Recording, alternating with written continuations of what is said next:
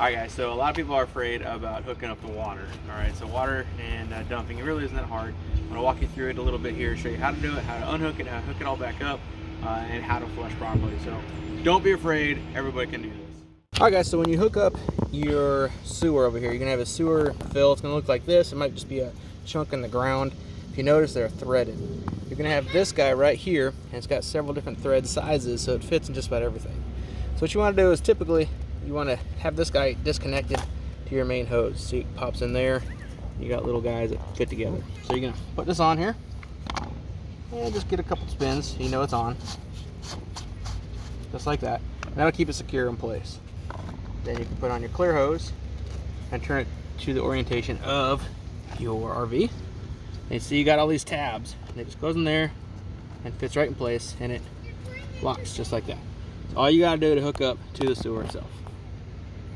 Alright guys, you notice I have this black thing underneath the hose. So on situations like this, where the actual sewer is above the ground, you're gonna wanna have this. It gives you a nice slow slope down to the actual end of the hose there. If not, it's gonna be sitting on the ground, and that's okay, but you have to come out and pick the hose up to get the water to flow downhill. So this little guy is a big helper on there, and you're definitely gonna like that when you're hooking up. All right guys, so this is your black tank, and this is your gray tank. So your black will be the waste from the toilet.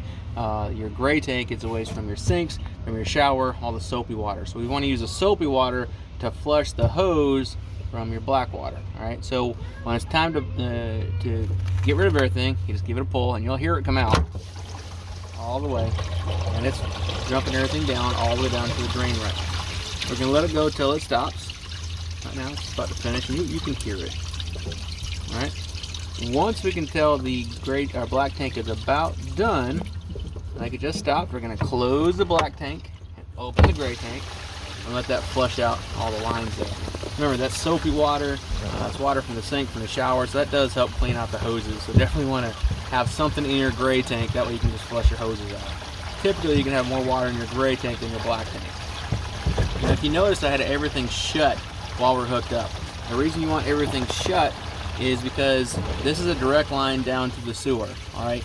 If you leave it all open, you'll have all those smells come up through your pipes, and it'll come up through the gray tank, and you'll be able to smell that in the sinks and the shower, and it's not pleasant. So keep everything closed when you're hooked up.